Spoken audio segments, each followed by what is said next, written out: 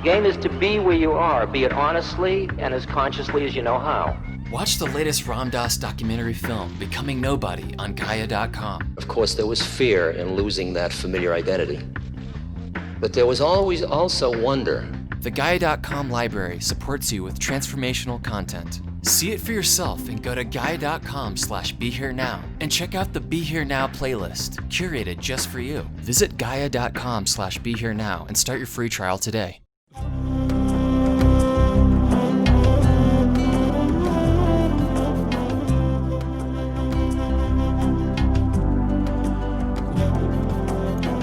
Welcome to the Jack Kornfield Heart Wisdom Hour. We are delighted to share with you Jack's innate common sense wisdom and his clear, open heart. If you are interested in supporting Jack's podcast, go to BeHereNowNetwork.com/Jack. Let yourself listen not so much to remember what is said, but more to sense inside if you hear something that resonates with what you know to be true in your own heart. And that's really what matters and what you can carry from this evening.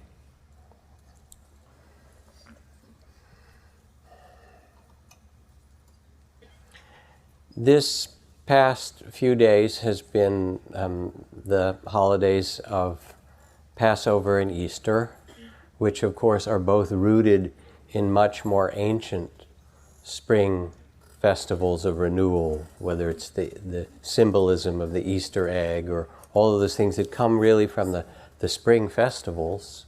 And so it really is a time both of renewal and the mystery of life coming back after winter in many places.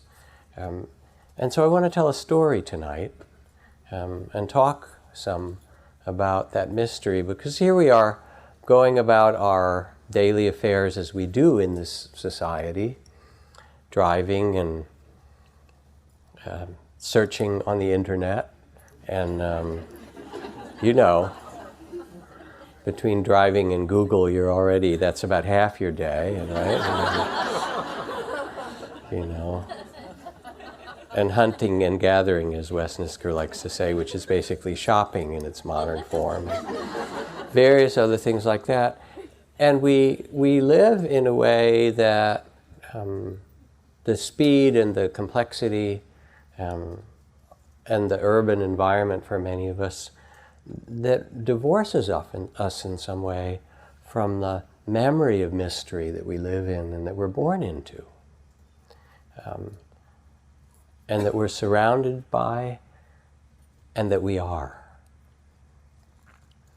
So one of my favorite contemporary accounts, and this is all as a preface to the story that you'll hear, of both mystery and trust, is the accounts of Nainoa Thompson. Nainoa Thompson has become the most beloved figure in Polynesian society in the last 30 or 40 years. He's the first younger generation of a Polynesian navigator. He's a Hawaiian. And the Polynesian Voyaging Society began in the 1970s by constructing this huge double-hulled canoe that was a model of what they believed was sailed all across the South Pacific and brought people from island to island and settling that vast area. And of course, European culture knew about it in a certain way, because when Captain James Cook, who was arguably the finest navigator in the British Royal Navy, landed in Tahiti in the 1700s, he met one of the great navigators there, Tilapia, I think his name was, who drew on the sand a map of the South Pacific that was 4,000 kilometers across and placed 120 stones on it, indicating all these islands, which he knew in his heart, And so Nainoa, wanting to learn how to navigate the canoe, went to the far South Pacific and found one of the 3 or 4 remaining living navigators who had these skills, who'd grown up in this little atoll of half a square mile but Mao was his name, had been taught in this tradition to read the waves, the 5 levels of waves, to read what floats on the ocean, to look at the kinds of clouds, to see the halo around the moon, to look at the direction of the birds. His instructor, it required for several days that he tie his testicles to the bottom of the boat in order to feel through every cell of his body the kinds of waves. They're the deep waves that bounce off the volcanic bottoms of other islands, to begin to feel in his being the waves of the ocean in ways that normally we don't feel, obviously. Some of you will never feel, but that's another story. But anyway, so Nainoa went to study with Mao and undertook this amazing training. And then this is a story from the great writer and adventurer Wade Davis. He says, I went out on the deck of the Hokulea, and we left Kauai in a fierce rainstorm, headed out in this double-hulled canoe with 12 people and 4,000 pounds of stores to go all the way to Tahiti in the middle of a storm in the dark of the night. And the navigator sits in the back. Now Nainoa has trained Kaiulani, a young woman who's the next generation of navigators, sits in the back like a monk or a nun, almost in silence for the entire voyage, and looks at the stars and feels the water and remembers the entire voyage. They don't sleep for those days. They just doze, but they don't sleep. And when Nainoa first did the longest voyage, 10,000 kilometers to Easter Island, across this vast Pacific to these little islands, he fell asleep toward the end, and he was lost. And he didn't want to tell anybody. So here we are, 10,000 kilometers in the middle of the Pacific, and I'm supposed to remember every day and where we're going. And then he remembered that Mao had told him that if he should ever be lost, that he could pull the islands to which he was journeying out of the ocean with his imagination, that he could see the islands that were his goal because he carried them inside himself. And so after he freaked out, he sat there and it was dark, and he imagined Easter Island and he pictured the islands. And as he did and sat there picturing the islands, the cloud broke and there was this ray of moonlight in one direction, and he followed it, and the next day Easter Island appeared. And I tell this story partly because it's very beautiful, and I'm moved by the wisdom of the traditional voyagers, and partly because we are all on a mysterious journey from birth. I don't know how you got into that strange body that you have. Do you? I mean, come on. You don't know. But here you are, incarnation. It's a weird thing, human. We're in this amazing journey, and yes, we go through our daily rounds, but we're also part of something so much bigger, of the turning of the stars and the seasons. And so the Dharma, which is the Sanskrit word for, it means truth, like the Tao, the way things are, or the teachings, really is the words that speak to this mystery, or that speak to something deeper than the ordinary way we see the world. And one of the beautiful stories, Dharma stories, if you will, this is an ancient one, some thousands of years old from the Upanishads, is a kind of adventure story, if you will, and it's an initiation story that seems fitting for this Passover, Easter, springtime. The oldest, most widespread stories in the world are adventure stories about human heroes who venture into myth countries at the risk of their lives to bring back tales of the world beyond the known. It could be argued that the narrative art itself arose from the need to tell an adventure, that a person risking their life in perilous encounters constitutes the original definition of what is worth talking about. But, goes on Vilhjalmur Stefansson, Having an adventure shows that someone is incompetent, that something has gone wrong. An adventure is interesting enough in retrospect, especially to the person who didn't have it. At the time it happens, it usually constitutes an exceedingly disagreeable experience. So we have both sides of this.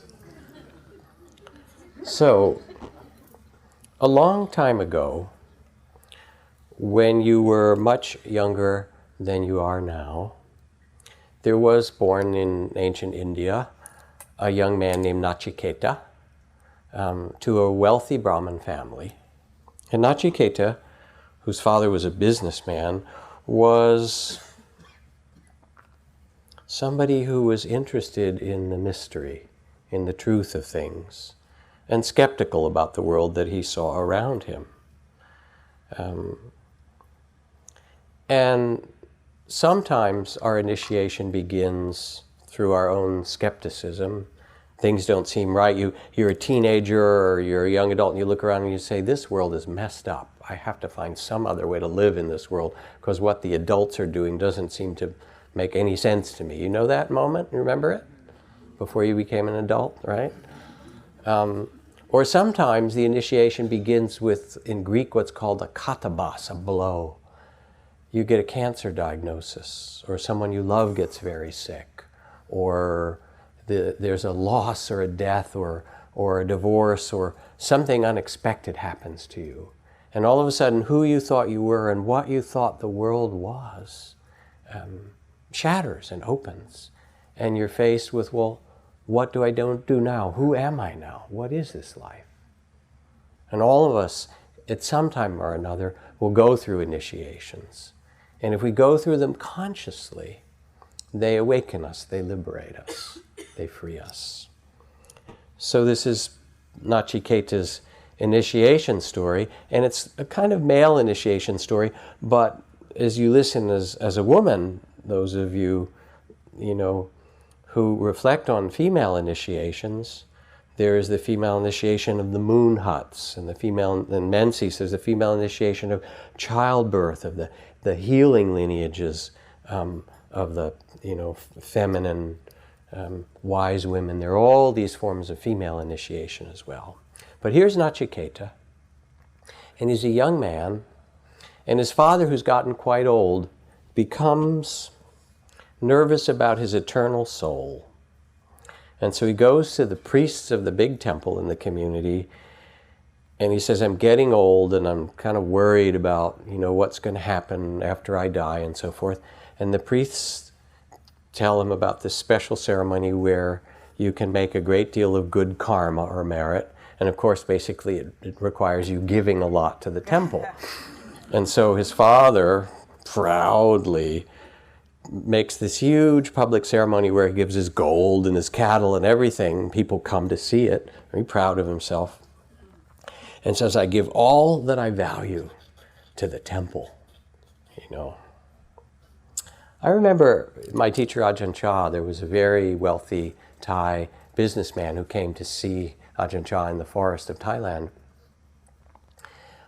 He'd recently retired and sold this, some enormous business, and he came and he said, I don't know what to do with the fortune that I've made, whether I should give it to a monastery like yours, or maybe I should build hospitals with it, or maybe I should, build schools. And he kind of went on, and he was just so full of what he could do and who he was. And he said, so I've come to you, great teacher, to ask your advice, and sort of dangling out, would you like me to give it to your monastery?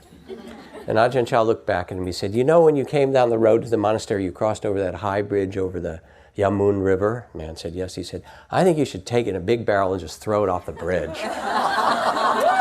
It was just a great moment, because he saw that. So Nachiketa saw his father doing the same thing, and he saw, as we can, the hypocrisy of religion when it's used as a kind of inoculation against mystery. You understand? Rather than opening to what's true, it's used as a kind of defense in some way. And he saw the lies of the society around. This is from John Taylor Gatto, New York City Teacher of the Year some years ago, who stood up in front of the school board and all the assembled parents and castigated them for the soul murder of 1 million Black and Latino children. He took his award and he quit. And he said, think of the things that are killing us as a nation: drugs, brainless competition, recreational sex, the pornography of violence, gambling, alcohol, and the worst pornography of all, lives devoted to buying things and accumulation of things as a religion of meaning. And this is what we're teaching our children, he said. So this was kind of the frame of mind Nachiketa was in, looking out.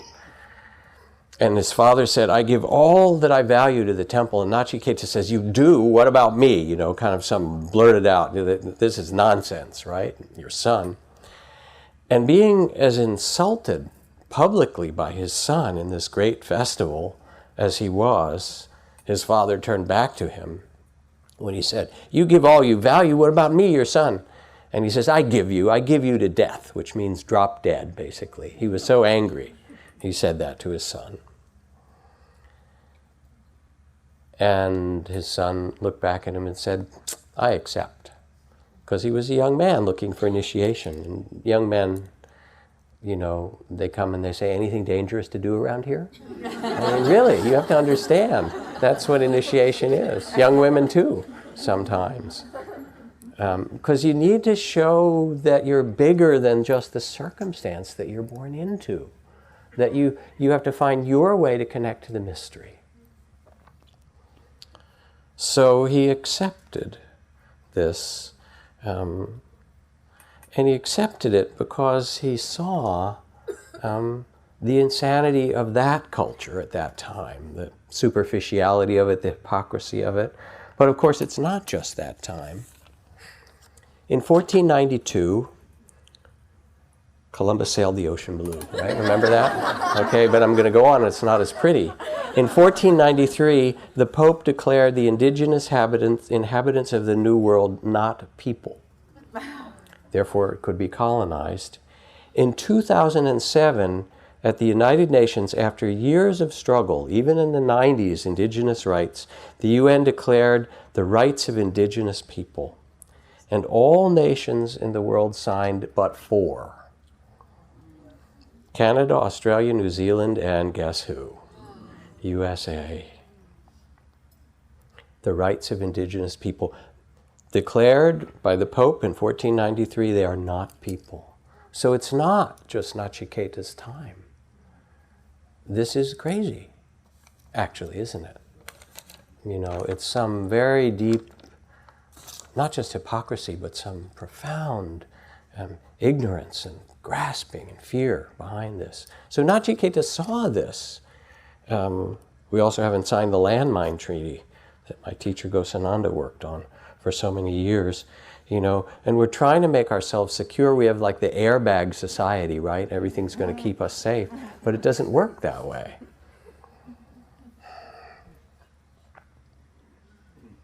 Because you can't hold on to things. Your life grows through your generosity. It grows through your capacity to let go and move on. It grows through your interdependence, your care for one another, through the sense that you're vulnerable.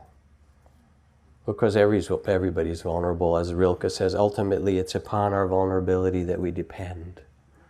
We're vulnerable to one another, and therefore we're connected to one another. So Nachiketa said, I accept. I will take this journey. You said, I give you to death. I will do this. And so what he did is he went out into the woods, and he sat down and he didn't move for 3 days or nights, waiting for death. Now, when you go into a monastery, and I ordained back in the days in the 1960s, in a very traditional culture in Laos and Thailand, where you would be taken on elephant back, except the family that took me to the monastery was very poor, so I was on a bicycle rickshaw, but I should have been on an elephant back. You go as a prince in these white clothes and gold, you know, jewelry, even for the day that they borrow. And then you leave all that aside at the monastery gates, and you walk in with just a simple white loincloth. And you go into the grove of the elders. and they give you your begging bowl and your robes, and you begin to live an entirely different life that's very sparse and very demanding, and at the same time very inspiring. But in Japan, they don't even let you into the monastery. You can't go up elephant back or not until you do Tangaryo in the Zen monastery, which means you have to go sit outside the gates and prove that you're worthy to go to have an initiation, to learn something deep. You have to show that you're really up for it and ready, which means in the snow, you go out and you sit there for a day or two, and the monks, they kind of open the window and say, yep, we got another one out there. Let's see how long she lasts or he lasts, right? And after a few days, if you're still out there, they say, I think we got a live one, open the gates, let them in. So you have to offer something of yourself for a genuine journey. Does this make sense to you? Yes, it can come as a blow, and then there you are, you're on it. But if you choose it, you really have to give yourself, as Nachiketa did. So he sat there for 3 days and nights and began to take the descent that's described as Inanna's descent in the feminine form, Erishkigal, if you go into the oldest writings of Babylon where she goes into the underworld. He took the descent to the underworld, and after 3 days and nights, he appeared in the land of death, and he said, I am looking for Lord Yama, the Lord of Death. And he wasn't there.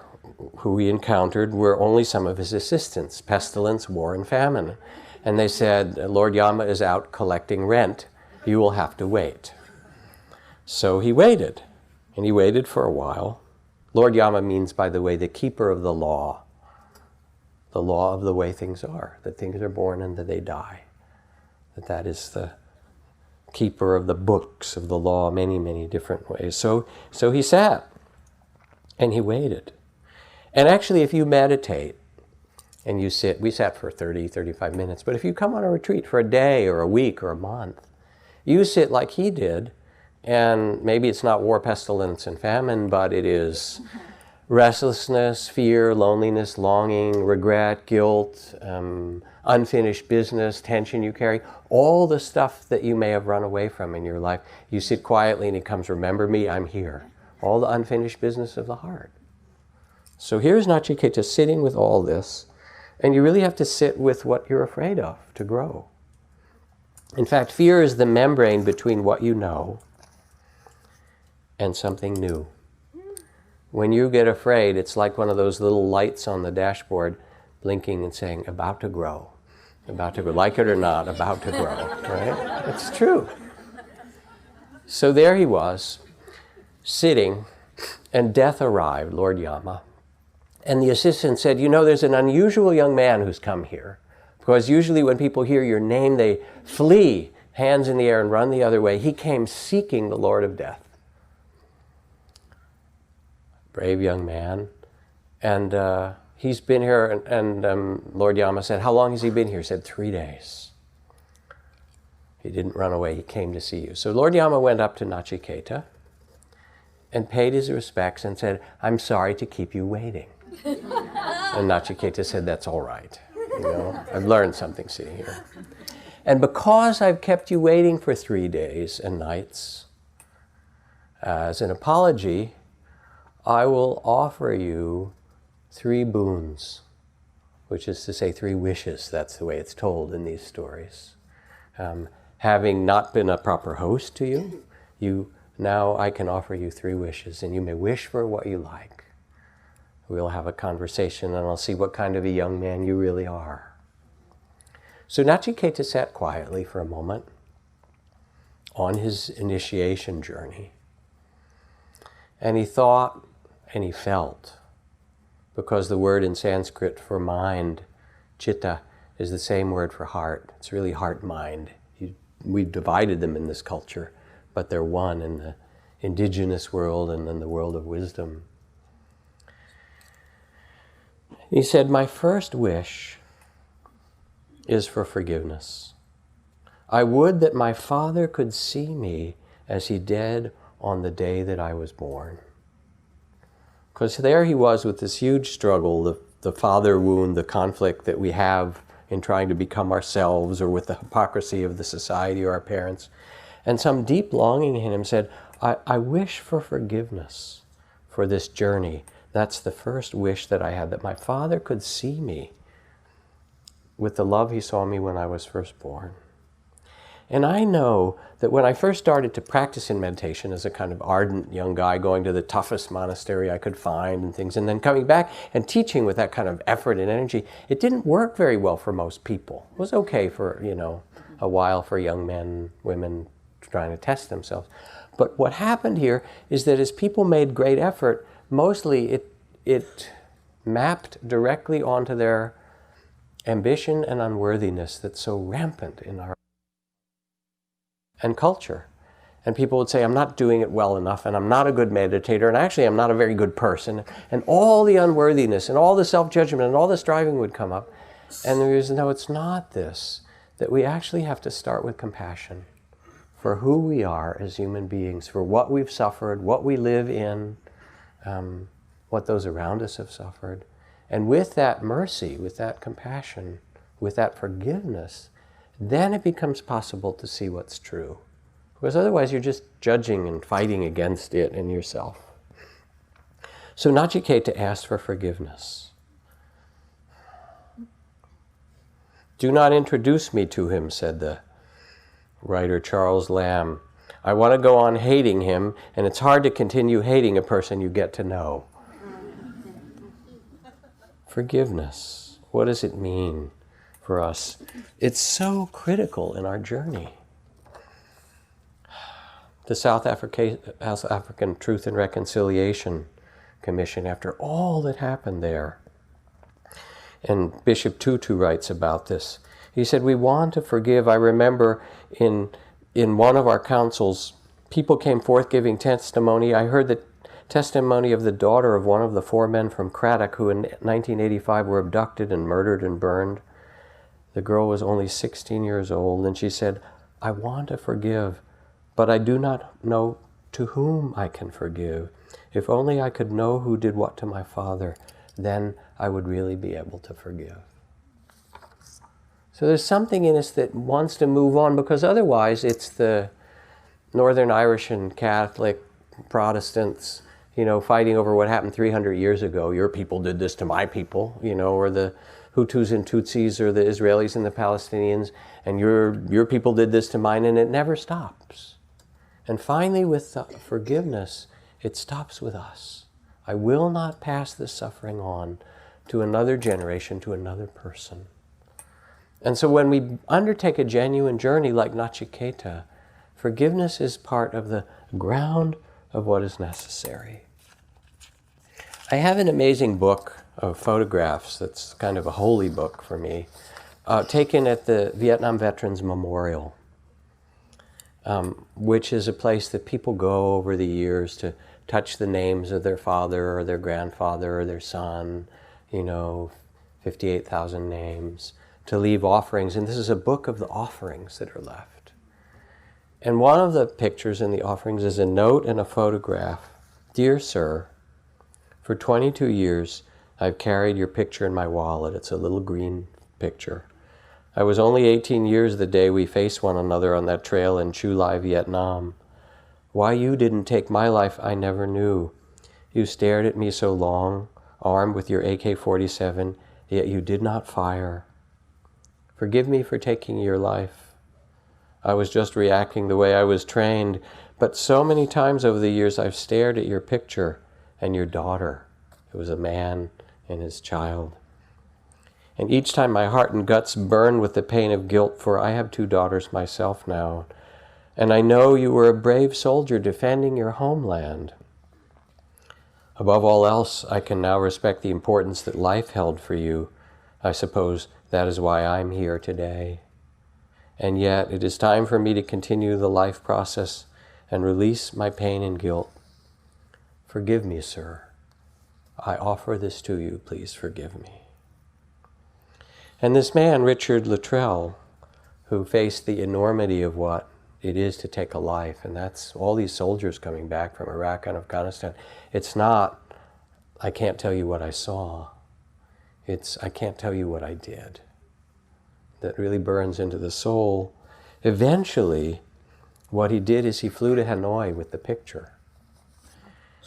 And he showed it to people, and they could tell what battalion, and they found which place this man had come from. And he made his way back to the village, and he found the daughter in the picture and her brother, and gave it to her and said with the interpreter, "Tell her this is the photo I took from your father's wallet the day that I shot and killed him, and I've carried it for all these years, and I need to return it to you and ask your forgiveness." And they all sobbed, and the children said that they felt that their father's spirit had come back to them through Richard on that day.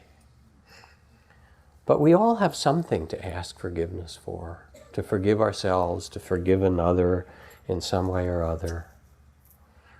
Overcome all bitterness because you are not up to the magnitude of the pain that was entrusted to you, say the Sufis. Like the mother of the world who carries the pain of the world in her heart, we are all carrying the pain of this life and sharing in it together.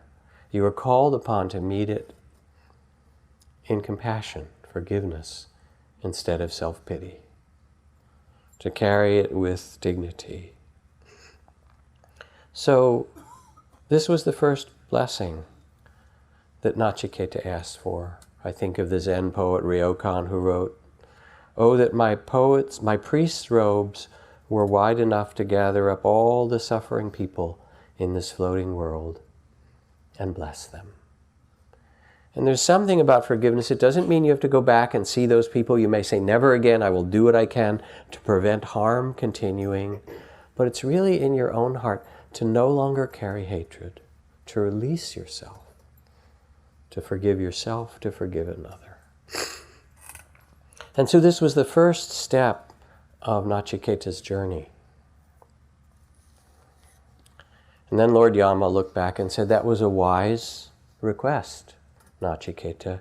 You will free yourself through this act of forgiveness. Now what is your second wish?"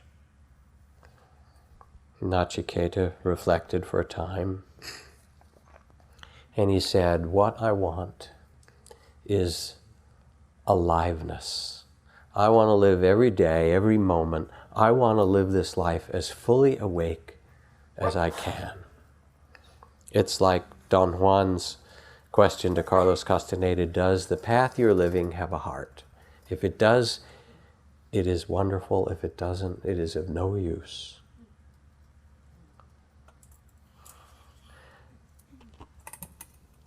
Put it this way. Go ahead, light your candles, burn your incense, ring your bells, and call out to the gods.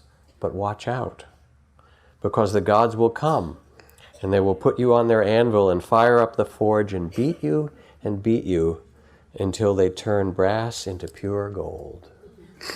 And this is what he asked for. He said, "I want the real deal. I want whatever it takes to awaken, to liberate, to love, whatever it is possible. I want the energy and aliveness to do this in my life, and not to be afraid."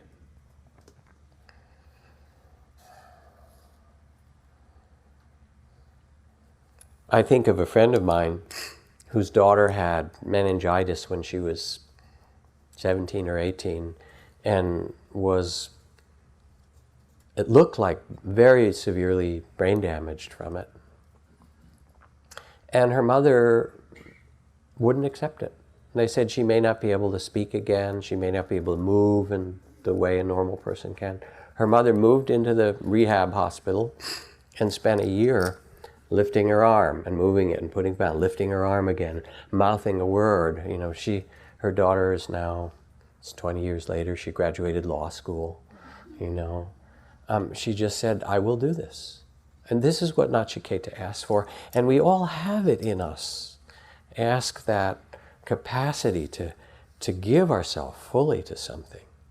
I think about Aung San Suu Kyi, who just won the election in Burma after 17 years of patience and dedication. They said she could leave Burma anytime she wanted, but she would not be allowed in. And she said, "I will not go, and I will not hate you, but I will not go." For 17 years.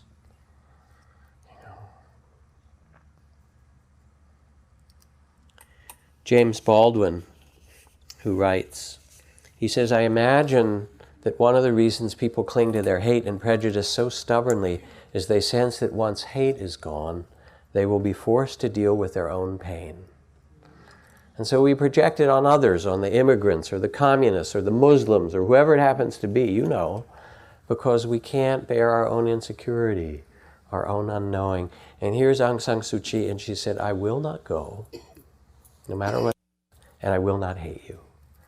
And it was the fire of dedication to what really mattered to her, giving her life to that. And this is what Nachiketa asks. And in some way, we all can ask this. What matters to us, and how can we give ourselves to it? If you do meditations, Zen Master Suzuki Roshi said, it's like becoming a baker. You put yourself in the oven every morning, and you bake hundreds and hundreds of loaves of bread, and after a while you get better at it, and the bread starts to smell good, and the kitchen feels good after you've sat, you know, and you just put yourself in the oven over and over and over again.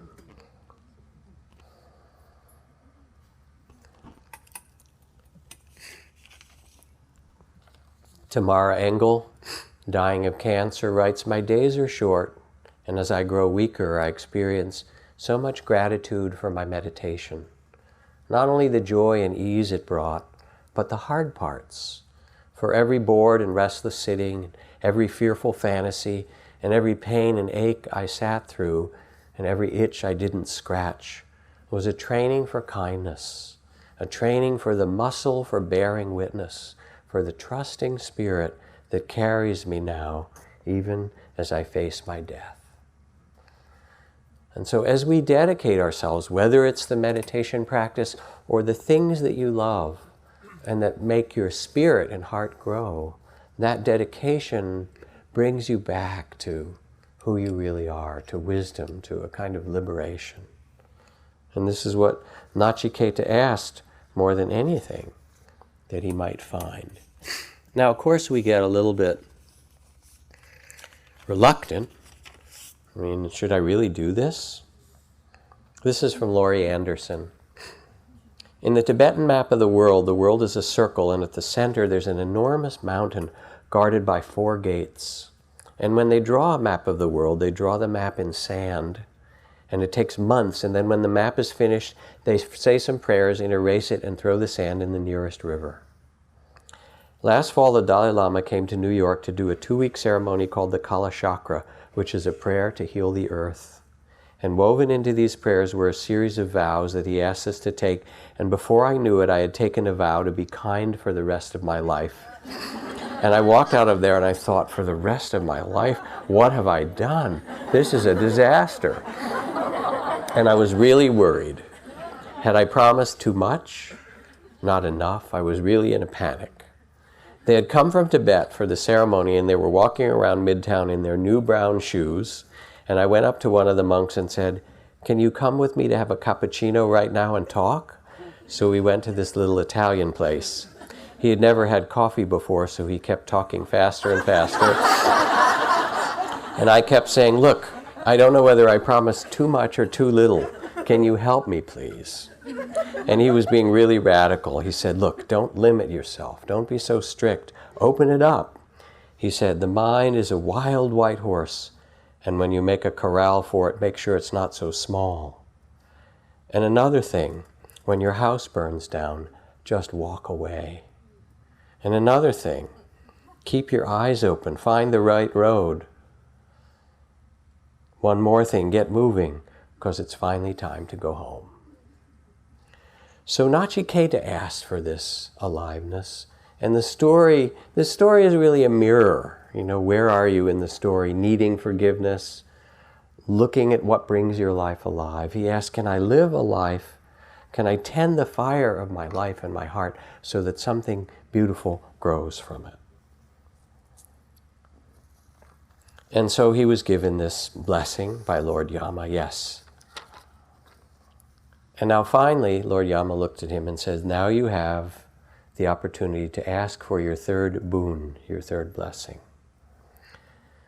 And Nachiketa sat quietly for a moment, reflected.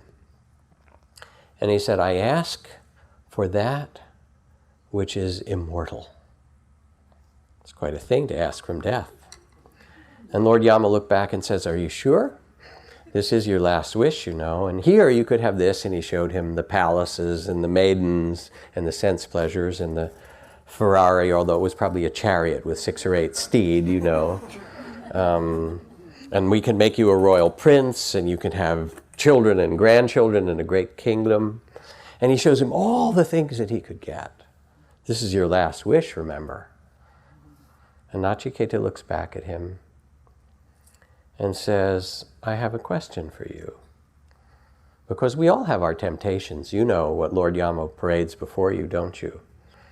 Food or thoughts or hopes or ideas, maybe even the idea of enlightenment. Oh, yes. Or enlightened retirement, even better, right? You know all your dreams. He said, okay, look at all this, yeah. And then Nachiketa looked back at the Lord of Death and said, I have one question for you. Will not all of these things soon enough return to your domain? And Lord Yama nodded and said, yes, it's true. That all these things are temporal, they're temporary, whatever it is you get. And he said, well, in that case, I stick with my wish. I want to know that which is immortal. So Lord Yama sat there as a wise benefactor, the third wish of this young man. And he said, I cannot tell you so that you will know, but I will help you to answer this. And he went back and he presented Nachiketa with a beautiful engraved mirror. And he said, you must look deeply into this mirror and ask one question. Who am I? Who am I really? And this will lead you to your third boon. And I remember we have, along with the center here at Spirit Rock, and now there's a lot of different mindfulness centers around the country, but we started this center in Massachusetts, Insight Meditation Society. And we've had 35 three-month retreats there. We started in the mid-70s holding a 3-month silent retreat. We have 2-month silent retreats here in the winter every year. And in about the 8th year or something, we had a visit from Zen Master Kusan from Nine Mountains Monastery in Korea. And Kusan was a very kind of formidable looking and stern and intense Zen master, kind of right out of the old Zen master books you might have read. And he came to give a talk at the end of the retreat, and he sat up in the front of on the little platform in front of these people who'd been in silence for 100 days, 3 months, and asked them about their practice. And they said they were being mindful of their breath and of their body and thoughts and feelings and becoming the space of awareness. And he listened and he said, no good. Imagine after 100 days of doing it, no good. He said, not good practice, no good. And so he got their attention, right? I said, well, then what? What's good? And he took his Zen master's staff and he pounded it on the floor and he said, only what is this? Who am I? Who am I? Only who am I? Who am I? Over and over again. He said, that's a good retreat.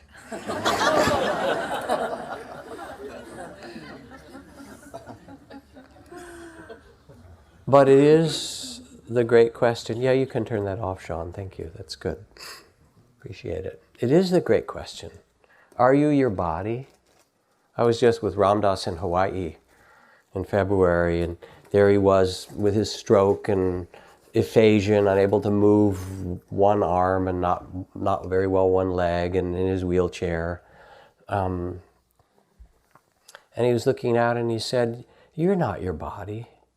You think you're this food body, you know? All those artichokes and cheeses and rice and crackers and burgers you ate? I mean, that's not who you are, you know?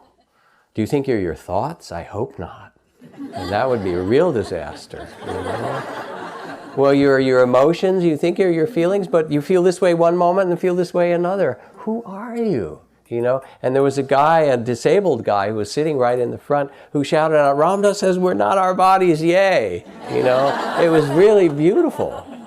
We are not our bodies. So if you're not your body, this is the vessel for spirit. If you're not your feelings, if you're not your thoughts, if you're not your story, remember that one? Who are you, you know? So Wavy Gravy, who is a good friend, recently had his 75th birthday and done all these amazing things in his life. One of the great things that Wavy does, or did for a long time as a clown, was to go and work in children's hospitals. And you go in the children's wards and blow bubbles and tell jokes and play magic tricks and do all the things that clowns do to try and amuse them. And he writes a story about, I think I can mostly tell it, I don't have to read it, but he writes a story about going into this one hospital and then going into the burn unit, he said, which was really terrible, and trying to amuse these kids and make them laugh and do these things. And he said, and then I went to this one special room that was kind of dark, there wasn't a lot of light, and there was one little kid, black there. He said there was this one little black kid who was horribly burned. He looked like burnt toast. Pieces of his face weren't there, and ears were missing. Where was his mouth? You could hardly tell who he was. He said, and it just was mind-boggling. It was terrifying. It was like those pictures you saw during the Vietnam War of what happened in napalm. But here it was in front of me, and I started to think, what will it be like if he lives? What if it was my child? What if it was me? So he says, there we were, burnt toast, an unglued clown, right? And all of a sudden, this other kid comes whizzing by, skating along with his IV pole. And he stops, pushes around me, looks in the crib at this other kid and says, hey, you ugly. And just like that, the burnt kid makes this gurgling laugh kind of sound, and his face moved, and I looked into his eyes, and we locked up right there and just dissolved, and it was like a tunnel to his heart, all that burnt flesh. He knows he's ugly more than anybody else. If he's got to deal with people hanging around with saliva coming out of their mouth, it's going to be a lot more horrible than that. But what if somebody just meets him in the eye and says, wow, what's happening, man? That's really intense. How are you in there? And he said, all of a sudden, I fell in love. I fell in love with this child. He was my child. Who are we? Who are you behind this body and feelings and thoughts and all of that? My teacher Ajahn Chah, who lived in the forests of the Mekong River Valley and practiced as a ascetic wandering monk for a long time, lived in caves and so forth. He did all these wild yogic practices, some of which I started to talk about last week in very modest ways, and had visions and lights and dissolving and all kinds of, samadhi states and things. And then he went to see the greatest meditation master of that era. And he kind of presented himself to him, the teacher, and bowed and sat quietly. And at some point the teacher said, so tell me why you've come. And he said, I've learned to meditate and I've had these experiences and these insights and light and visions and samadhi and all these different amazing things have happened. And I'm seeking your guidance. And the teacher looked at him and said, you've missed the point. He said, those experiences all happen on the screen of the mind, the screen of consciousness.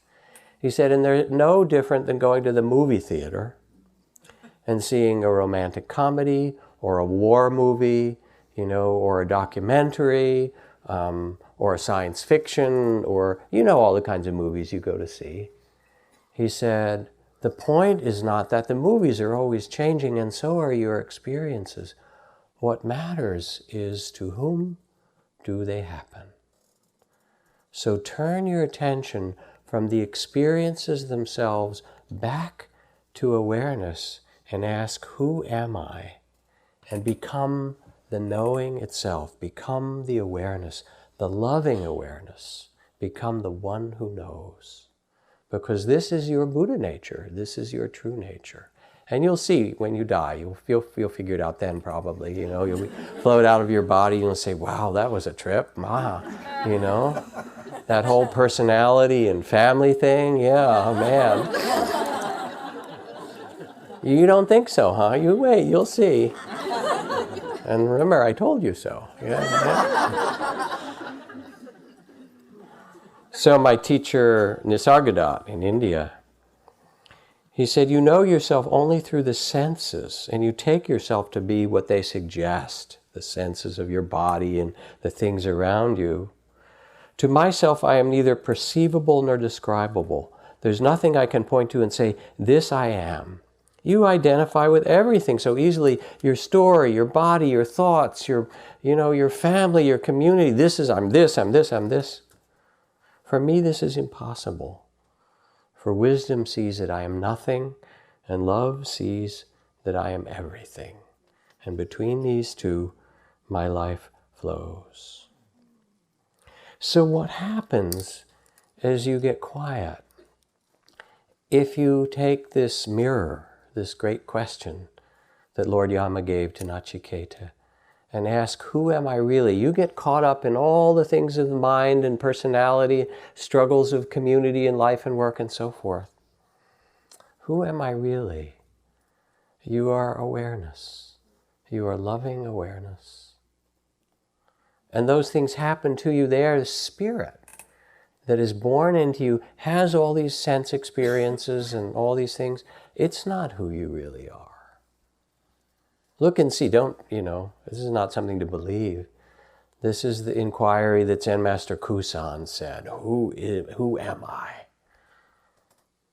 What am I? What is this? And what happens over time is that you discover that you become the witness to experience. And to witness doesn't mean that you don't feel it fully. It just means that it's not all of who you are. You become the space of awareness. One great Tibetan Lama, Shabkar, he says, come up close and listen. When you look carefully to find the mind, you won't find the merest speck of real mind that you can put your finger on and say, this is it. And not finding anything is an incredible find, my friends. For in its true nature, mind doesn't emerge from anything. It is primordially empty. There's nothing there to hold on to. It isn't anywhere. It has no shape or color. It is the field of consciousness itself, the knowing. It is not limited by anything. There's nowhere to go and nowhere to come. It is awareness. And this is what you are.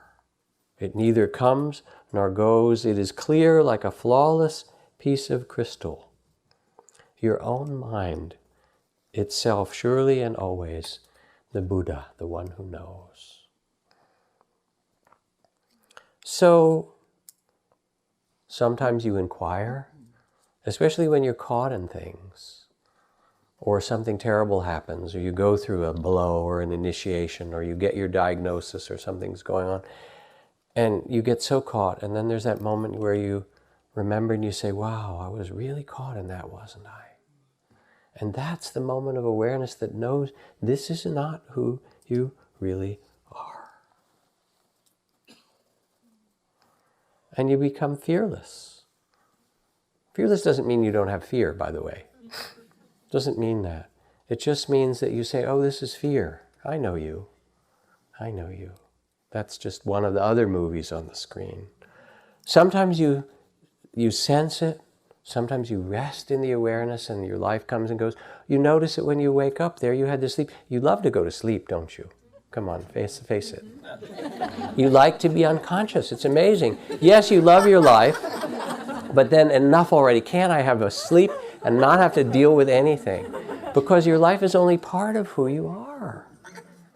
It is.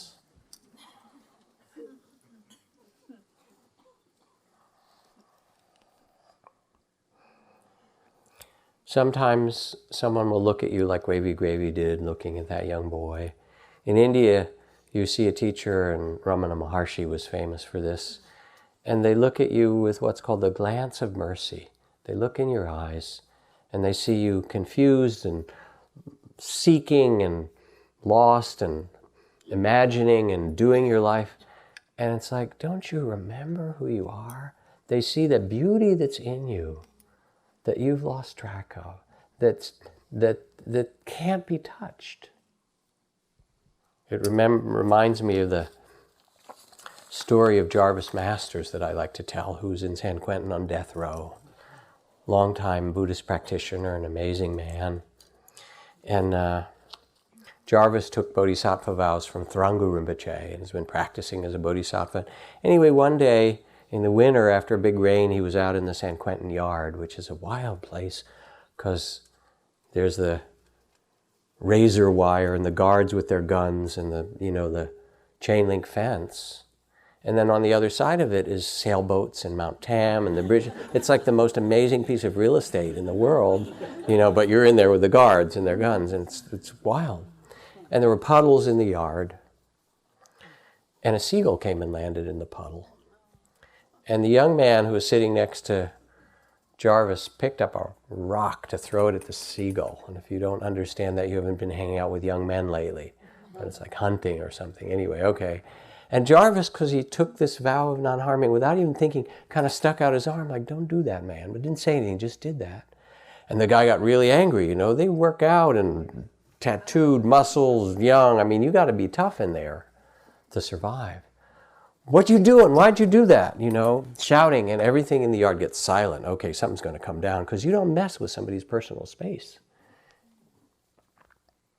And Jarvis turned and looked at him, and he said, that bird got my wings. And the guy looked at him, kind of lowered. What do you mean that bird got your wings? What are you talking about? If you're really in trouble, say something insane like that.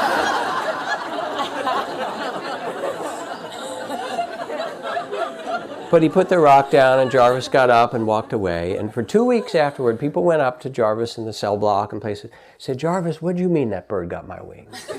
What do you mean when you said that? And Jarvis never answered. It's like a koan, right? But everybody knew. Actually, everybody there knew. They knew that they can put your body in prison, but they can't imprison your spirit. Nelson Mandela, 27 years in Robben Island prison, walk out with such magnanimity and graciousness and dignity and forgiveness. Aung San Suu Kyi, your spirit, no one can take your spirit from you. Who are you really? So you look inside and you remember that you are the awakened one. You are the Buddha. And Nachiketa sat there awakened. And then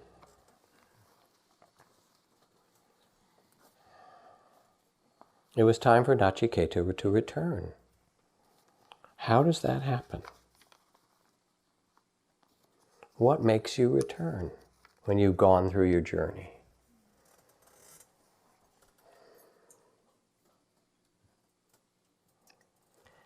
And because Nachiketa took the mirror and looked deeply, in that profound silence, he saw that, as Nisargadatta said, he was everything and nothing.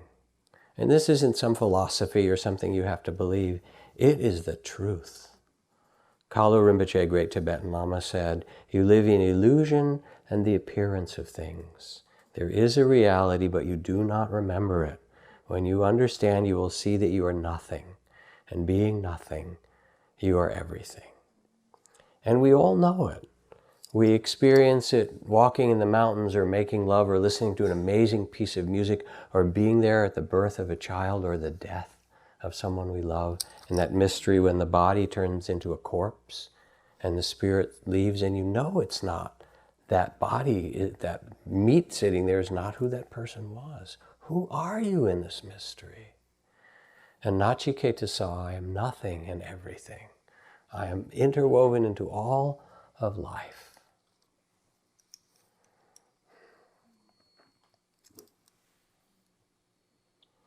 Zen masters they write their little poems, and then they sit up and die, at least that's how it's said. Two little death poems. Empty-handed I entered the world, barefoot I leave it. My coming and going, two simple happenings that got entangled. Goodbye, you know. Or Taiyu, another Zen master. Though I should live to be 100, the same world, the same cherry blossoms. And what happened, what Nachiketa saw so beautifully, is what Black Elk saw, the great Sioux medicine man. When he went up to Harney Peak and had this amazing vision, Black Elk was one of the great Native American medicine men. He said, I stood on that peak and I saw more than I could know and more than I could tell. And I saw the whole world as a sacred hoop, as a sacred circle. And every being was part of that circle. And in the beginning, in the middle of the circle, was the tree of life that gave life to all things. And I was a part of that tree, and I was that tree. And we are all part of that tree. We are that tree, giving life to itself. And then he said, I saw that everything and every place was holy, and that every place was the center of the circle. That where you are is holy ground, where you sit and where you live, and the body that you're given and the experiences you have is the holy ground that your spirit awakens in. And when Nachiketa saw this, he realized that he didn't have to return anywhere, that not one step takes you away. As Rumi writes, he says, no, it's Kabir, great Indian mystic. He says, are you looking for me? I am in the next seat. My shoulder is against yours. And so Nachiketa saw that the sacredness of life that was everywhere was exactly where he sat. And when he opened his eyes again, the world bloomed, the grasses of the spring returned, the trees blossomed, and he realized there he was in the springtime in India, in that forest, 3 days and nights of sitting in the journey to the underworld. And he walked himself back to his father to see him and bow to him and ask his forgiveness. And in the end, it's so simple. You are part of this web of life. You are part of this mystery, and you forget it. Think you're not connected with it all. And when you stop and look in the mirror and listen with your heart, you come to a place that is so still and alive and connected and trustworthy and beautiful. Poet Pablo Neruda writes, you can pick all the flowers, but you can't stop the spring. And there's something in you that is so alive, and it's been there from before you were born. Oh, nobly born, remember who you are. And when you remember, you touch everyone around you. You bestow blessings. Gandhi says, I believe in the essential unity of all life, and therefore I believe that if one person gains spiritually, the whole world gains. And that if one person falls, the whole world falls to that extent. And so you who've taken the journey with Nachiketa tonight, maybe some piece resonates, the forgiveness that you have to give yourself so deeply, or offer another to release them. The aliveness that you have to dedicate yourself to. The hypocrisy of the world that you have to see clearly and be willing to say, this is true, and name it, and not enter into it. The mystery of remembering your own secret beauty, not your body, your thoughts, your feelings. Who are you really? All of these stories. As Mary Oliver said, I never asked for understanding, I asked for wonder. And so you become blessed in whatever form your initiation takes you. It's a journey back to the mystery in the present and to a freer and more spacious and beautiful heart. Somebody said, what does initiation prepare you for? And my friend Malidoma Somé, this West African medicine man shaman, he said, why, it prepares you for the next initiation. That's how it works, isn't it, huh? So we're blessed. We're blessed by the spring. We're blessed by the company of other beings. We're blessed by the fact that we can awaken.